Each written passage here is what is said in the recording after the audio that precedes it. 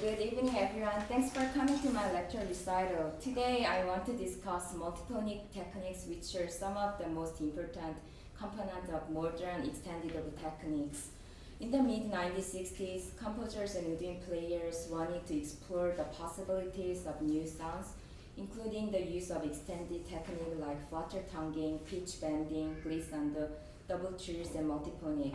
So I will hear you some of the examples now. So this is the flutter tonguing. And flutter tongue is a technique created by either rolling the tip of tongue or arching the tongue and forcing air between tongue and palate. And the next thing is the pitch bending.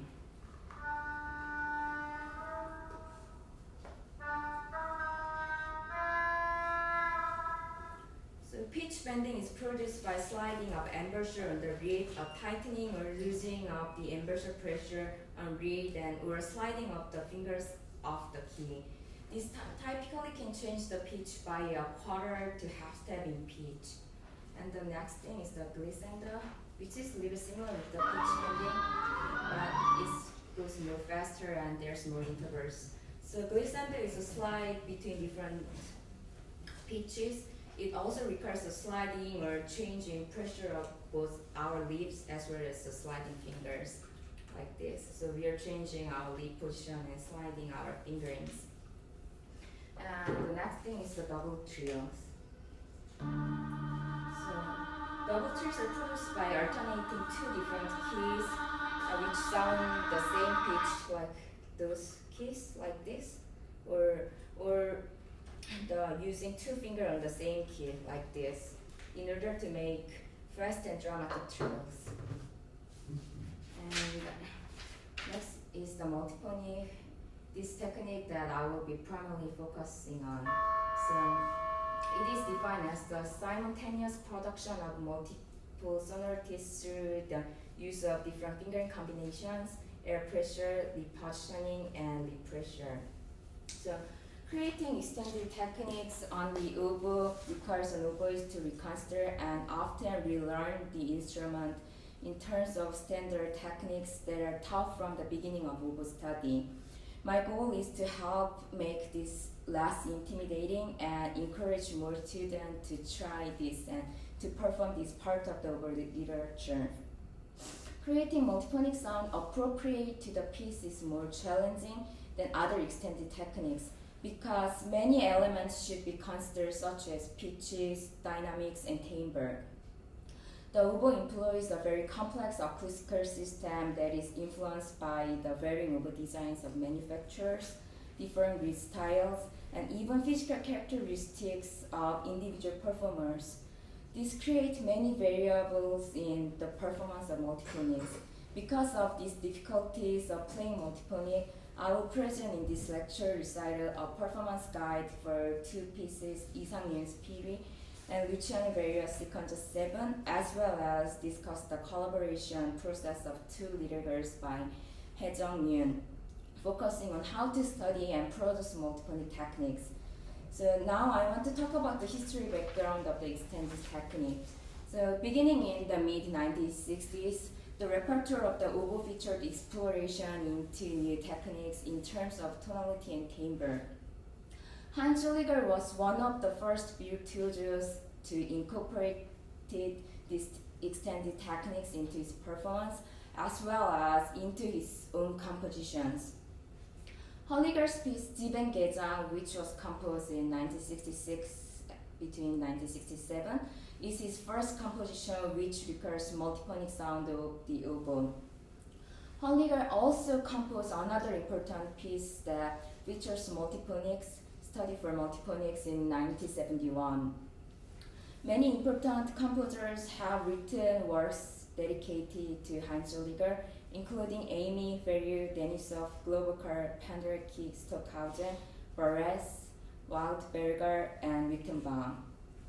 At the same time, Italian composer Bruno Bartolozzi documented the new sonic possibilities of both monophonic and multiphonic sound. He collaborated with several woodwind players on this project: bassonist Sergio Penazzi, oboist Laurent Singer, flutist Pierluigi Mancarelli, and clarinetist Datalmo Cornet. Bartolucci published new songs for Udin in 1967, which provided the first documented guide to performing contemporary music for Udin performers. Despite Bartolucci's and Holliger's efforts, their suggestions do not always work for everyone because the production of these various sounds depends very much on different oboe designs by manufacturers, different reed styles, and even physical characteristics of individual performers. Bartolucci is an Italian composer. Holliger is a Swiss oboist who used the European script reed and made many of his early recordings on a ricotta oboe. Therefore, their method works better for the performers who play European-style instrument and reeds. Van Cleef says in her book, Oboe Unbound, contemporary techniques, the sequenza and many of other pieces that use double harmonics were written for Heinz Holliger, who plays ricotta oboe. The ricotta oboe differs from many others in the design of the hole under the B key. So this is the B key, and the hole is a little different between many manufacturers. And this key is always half open for double harmonics fingerings. And accordingly, the double harmonics are easier to produce on ricotta. Therefore, this lecture recital is intended specifically for the performer who uses the American style reed and the quintessential American oboe, the Rore oboe. Now let's explore the multiphonics. So, what are the multiphonics? So, Bruno Bartolucci says a multiphonic sound occurs when a number of frequencies are generated simultaneously through the single air column of an instrument. Similarly, Van Cleef says the term multiphonic is quite appropriate. The phenomenon is more aptly described as many sounds than as a chord. Pitches vary in degree of intensity from the very prominent to the barely audible and to different tones. Timbre varies from raucous conglomerates with lots of beating to delicate whiffs. Some are highly complex and some are much simple. Many, if not all, of the pitches tend to deviate from standard tuning. So, multiphonic sounds are made of harmonics that are irregularly related. Therefore, they are perceived as unsettling patterns or remote pitches. Though it is difficult to organize appropriate multiphonic sound into a piece, it is easy to make multiphonic sound from the oboe randomly due to its conical structure, inner bores, structure of tone holes, reed types, and performer's oral cavity. Actually, beginners often easily make unorganized multiphonic sound due to lack of proper support and undeveloped embouchure. What is difficult is to organize the desired multiphonic sound in the music exactly as the composer indicates, and to produce them with reliable response, appropriate pitches, dynamic, and timbre. And now I will introduce you the 4 types of the multiphonics. So the first one is the standard complex multiphonic, which includes the rolling tone. So this is just standard multiphonic sound. Let me turn the volume a little up. And this is the rolling tone. It occurs in the low register. I will explain this more detail later. And yes, this is the part of the Piri. And the second multiphonic is beating multiphonics, which include 2 prominent adjacent pitches that cause a beating effect. So if the chord is a dissonant chord, then there's more interval gap, then it causes more beating effect.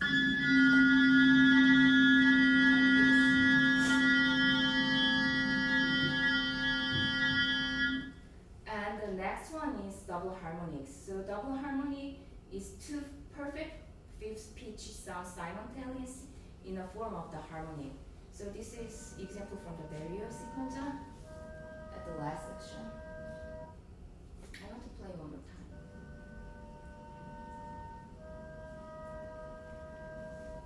And number for this little weird one. So some composers and performers assert that singing and playing simultaneously could be considered as a multiphonic, and there have been pieces written employing this technique. For example, Binko Globalkar's attempt study, which composed in 1971 for oboe, and Takemitsu's distance, which composed at 1972. However, this technique is not as effective as it is on flute or brass instrument. It remains limited in oboe technique because the small opening of the reed blocks most of the vocal sound. But Hyejung will play the attempt study, and I have part of this example.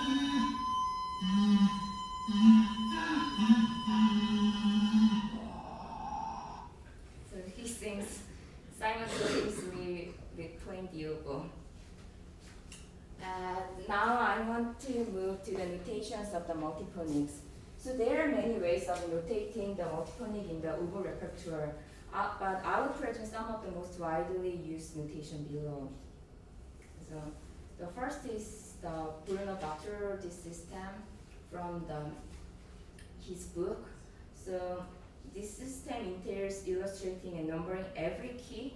So numbering the key like 1, 2, 3, 4, 5, 6 like this on the oboe with the dividing line between left and right hand. So this is the top is the left hand, and the bottom indicates the right hand fingering.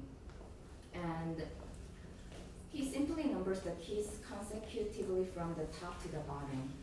So this is the number of the key numbering, and this is his notated system. And the circles furthest to the left of each fingering chart, this circle indicates the air pressure, and while the reed-like shape in the middle of each chart shows embouchure placement on the reed. And the final column on each chart is demonstrates which key should be depressed, indicated with a filled circle or numbered key. But this notation system is rarely used nowadays, since oboists should memorize all the number of the keys. So, but this is the beginning of the notation for the contemporary music. And the second example is Peter Vils and Klaus Stefan-Mankov's system. So this notation is very similar to Bartolozzi's system that retains the main 6 finger keys. However, this notation has letter names for all other keys that oboists can recognize instead of numbers. So we don't have to memorize the key, because oboists could figure out what is the C key or what is the B key, like that. So is similar with the Bartolozzi system, and the rectangular shape on the top of each finger chart indicates air pressure, while the reed-like shape on the bottom of each chart shows embouchure placement on the reed. So you could see the instruction of the signals in your handout, the first page of your handout. And the third notation is Hyejung's tabular notation. So the notation of Holliger composition study for multiphonics specifies that performers should play the main note as noted, and they should raise or add extra keys which are mentioned in the score. So for example, if I play the third note of this music score, then I depress original C key, and I'm raising, this is the extra key, and this is the D key. So I'll play like this when I see this notation. And the top circle means the amount of the air. And the next notation is Binko Globalkar's notation in his piece Discourse. And Globalkar gives only the desired prominent pitch that indicates the level of the multiphonic complexity by identifying the number of notes he wants in his piece Discourse. So this notation gives the most freedom to performers. So this M means the multiphonic sound, and this is the number 3. So he wants to make the high second octave A is a prominent pitch, and let performance add 3 more pitches. So oboists should explore the books and do their own experiments to play these pieces. but it gives much more freedom to the performers. And the next notation is mirror-wise notation in Piri. So you have the handout of the Piri. So mirror-wise system is similar to Holliger's tabular notation, but there are no specific keys mentioned by letters. So here you will see that you only provide a rough melodic outline in the upper step of the score. So this is the Isang Yoon's the original composition. And to produce the appropriate multiphonic effect, Mirabine then provide its recommendation in the lower step. So Mirabine premiered this piece. So the published score has both the Yoon's original composition and Mirabine's interpretation. So Mirabine wrote main basic finger to be used as a whole note and linked to the other notes below. He identifies specific keys to be depressed. So for the first example, this is the original G sharp fingering. Then I will just open the half four and I add D, E flat, and E, E flat, D key like this. So this is the way of interpreting his notation. And the last one is Laura Post notation method. So this is her grading method. So Laura Post is another famous American oboist who is well known for her performance of contemporary music and extended techniques. Grade each multiphonic sound in her article, Multiphonics for the oboe by dynamic range, reliability and stability, and ease of response by given letter names A, B, O to C. So you could see her grading chart in first page of your handout. So I found Beal's and Mankov's notation to be the most comfortable way of notating and reading the multiphonic sounds in performance. So in preparing this work for performance, I researched all of the various published fingerings that I could find. I then experimented, incorporated a great deal of trial and error, and even tried random things. I settled on using Beal's and Mankov's notation on my score for each multiphonic sound, and I have provided you with my own grading of dynamic range, reliability, stability, and ease of response below the fingering on my handout. Actually, it's on the right side of your handout. So much like the one found in Laura Post articles. So now, so I just explained the background of the multiphonic sound, and now I move to the things found from my. I'm gonna talk about the things I found from my research. So this is in your last page of your handout. So I tried many fingerings from the various composers and performers' suggestions, then altering them slightly using their suggestion as root, and even try new fingerings randomly. And I found some interesting things. So the first thing I found is it is possible to make the rolling tone at the low register from low B flat to low F and low G by adding specific keys to the original keys. So see the second page of your handout. So I found this by experimenting with the three rolling tones in Isang Yoon's Piri in the first movement in the multiphonic of low F and G sound of the last movement. So in Isang Yoon's Piri, it says the rolling tone. Someone, my PowerPoint has been deleted. Sorry, I don't know why. So okay, I will just keep going. So in the Isang Yoon's the performance instruction is that rolling tone is not to be played with very strong beat pressure, but with normal fingering so that it almost turns into a harmonic and begins to roar. However, I was not able to make the rolling tone with the original fingerings by trying various lip positions and the various air pressures by keeping the original fingering. So in discussing this with my friend Hyejung Lee, who studied with Holliger, and he's principal oboe in Chungnam Symphony in South Korea, he suggested that I add the first or second octave keys to the given fingerings. And when I depress the first octave key for low B, C, and C sharp with strong air pressure and a certain amount of lip position, it works magically. And Mirabine's notation for the first note of the last movement, a multiphonic based on low F fingering, did not work for me. So I found that without B flat key, and it worked very well.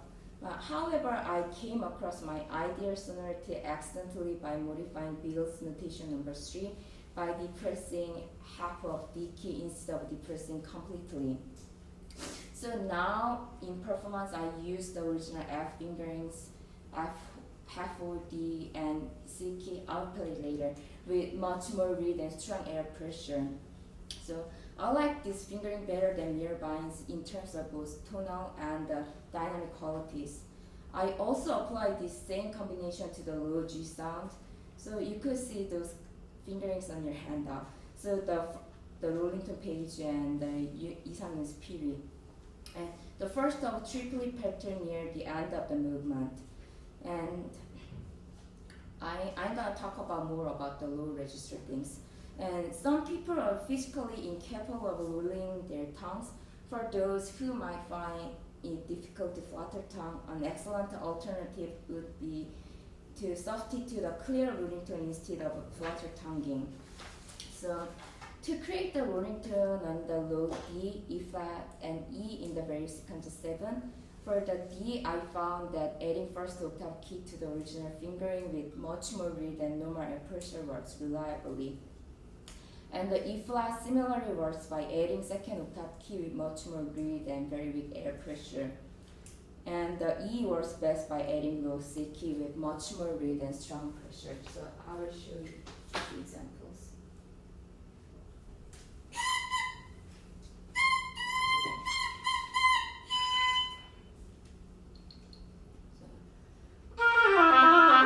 So original D fingering is, but if I press the first octave key with different amount of the air pressure and the location of the reed, and it sounds. And this is the original finger of the C. Same thing. Same thing with the C sharp. And same thing with the D. And E flat works with the second octave key. The original E flat.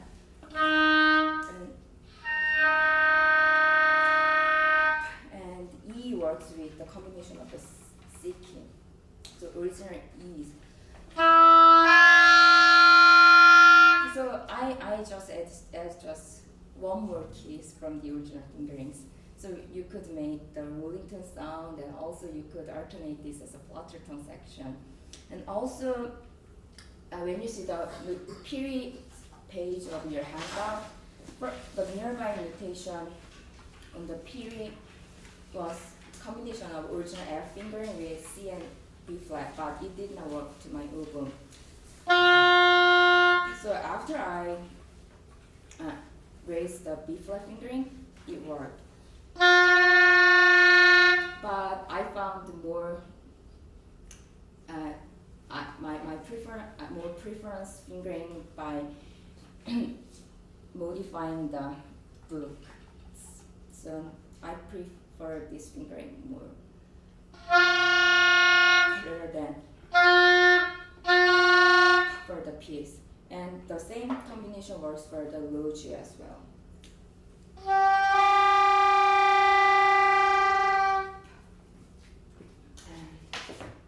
Next. And the second thing I found is that adding air and lip pressure and changing position on the reed and lip in the original fingerings can produce our other higher multiphonics on their overturn series. So I use this technique in the final line of the last movement of the Piri and also in the very sequenza. And this provides a clear legato line with wide dynamic range, and I don't have to think about the complicated fingerings. So I'm First, I will just play the original fingering with the high register from C to F sharp. But if I play this with different air pressure and the lip position, then it sounds a multiphonic sound. And also, for the high A and high B flat, the harmonic fingerings works. So the second octave A harmonic fingering is, but if I change my air pressure,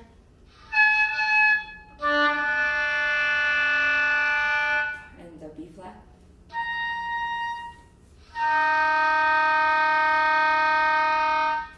so, and this is about the high register.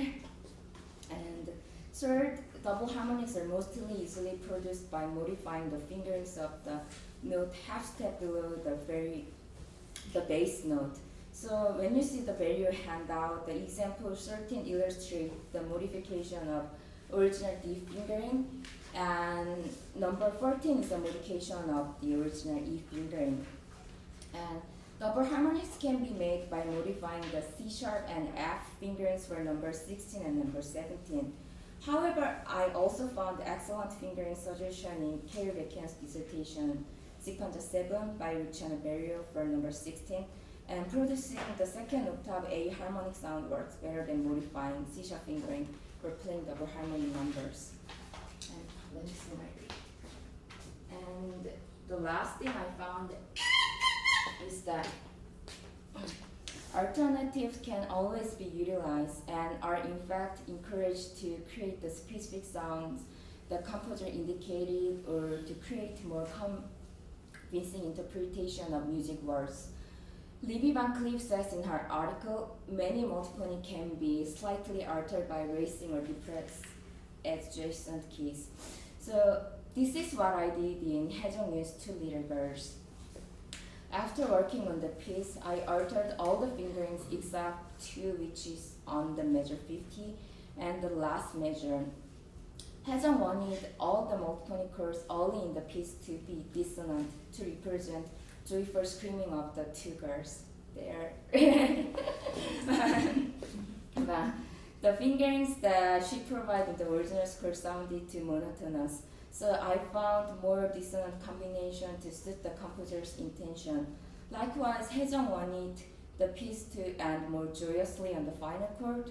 I was able to utilize the original multiphonic fingering that she suggested, even though the pitch is lip changed. So she now finds this to provide the most appropriate interpretation of her composition and the most uplifting and positive ending for the piece. So see the handout of the Two Little Girls. So I will just briefly demonstrate this. So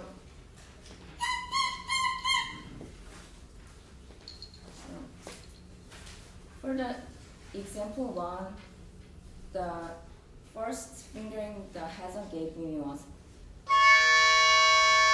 but this fingering was a little weak for the dynamic since it's fortissimo. So I add this finger, so then it sounds much louder than the first time. So you could compare. Maybe the read is not helping me very much. I'm playing with the same amount of the air pressure. And the next example, the first finger she gave me was, but this is slightly sharp than the pitch she originally gave me. So Hyejung and I discussed together and we altered the fingering to G sharp to the B flat. So you could hear the difference for this one. And the third example she gave me was, it was so sharp and too weak. So I changed the fingering, which is same with the first one, but it also includes this pitch as well. So I keep the same fingering with the first example.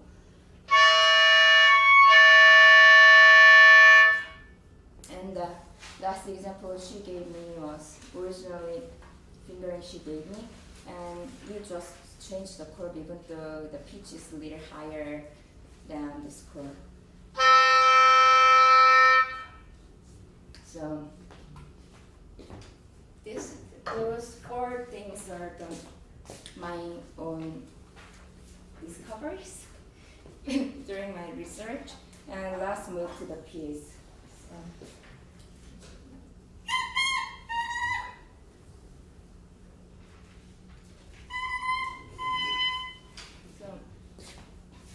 Isang Yoon's, so now I'll talk about the Isang Yoon's Piri.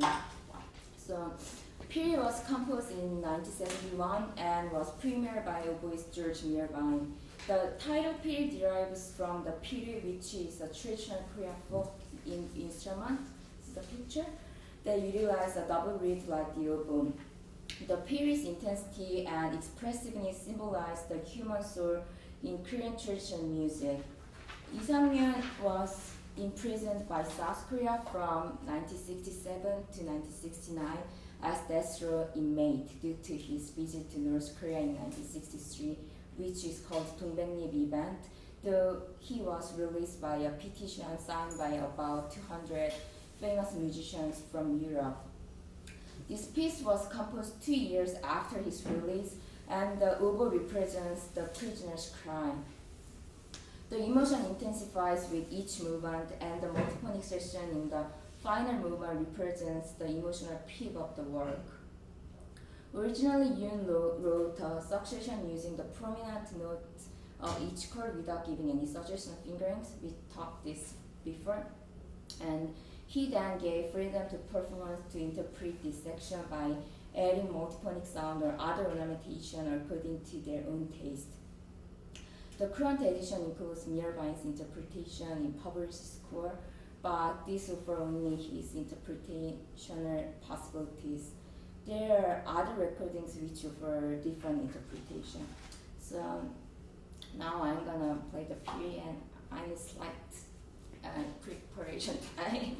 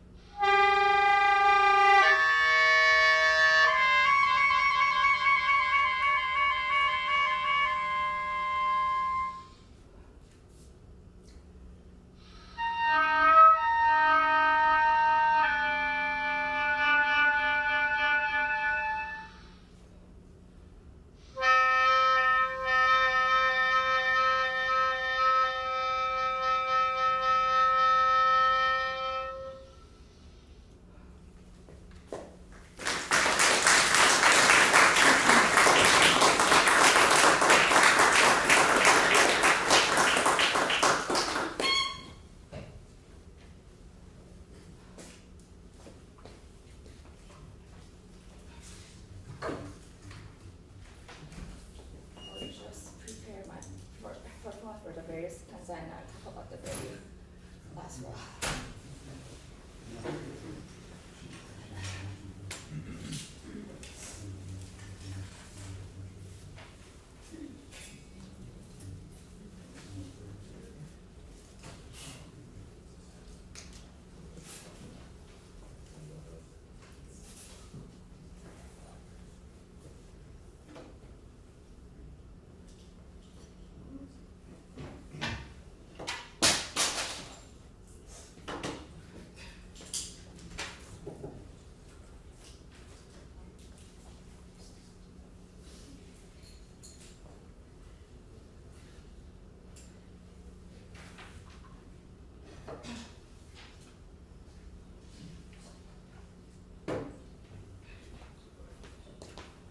So for the Berio sequenza 7, Berio wrote 10 sequenzas each for individual instrument voice.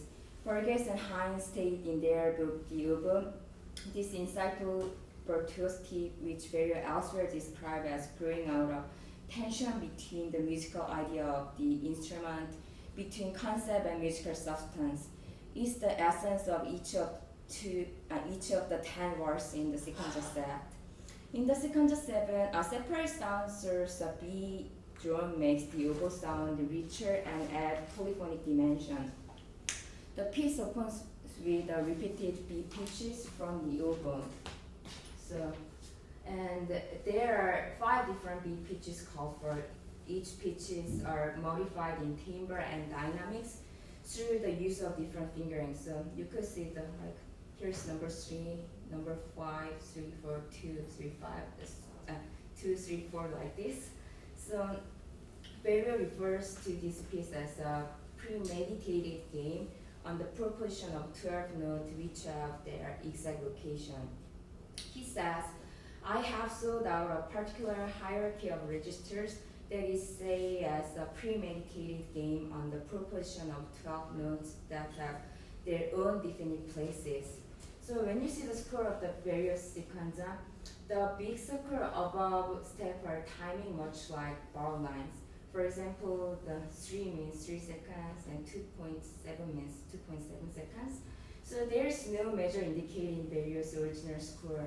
However, he put it dotted lines of each section instead of measure bars. So I number the sections by playing order in my handout in order to explain my example easily. And in your handout, you can see the section number instead of measure number. And also, this notation is called proportional notation or the spatial notation, which has the gap between the sound. So the notes does not linked together very closely, and there's no bars in here. So now I'm gonna play the various sequenza. I need a deep B drum right now.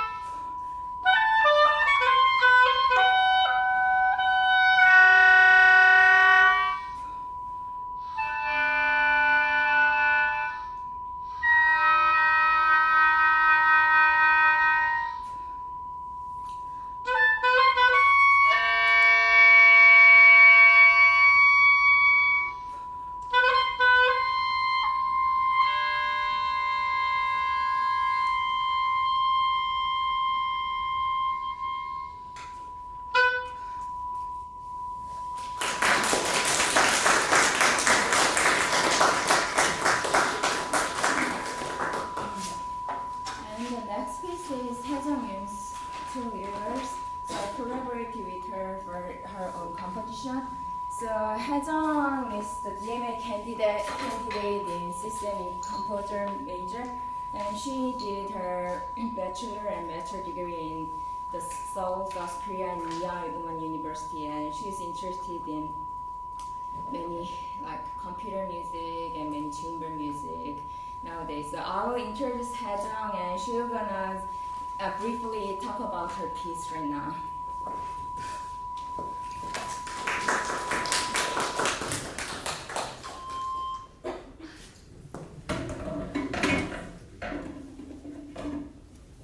I'm so happy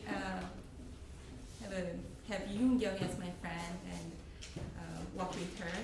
But in order to save the time, let me just read this. Oftentimes, composers need help and suggestions from players, especially in the case of new music techniques. It's like extended technique. While I worked with her, she suggested to change some multiphonics and gave me some ideas, and I gladly revised those sounds. Now let me talk about the piece which we worked with.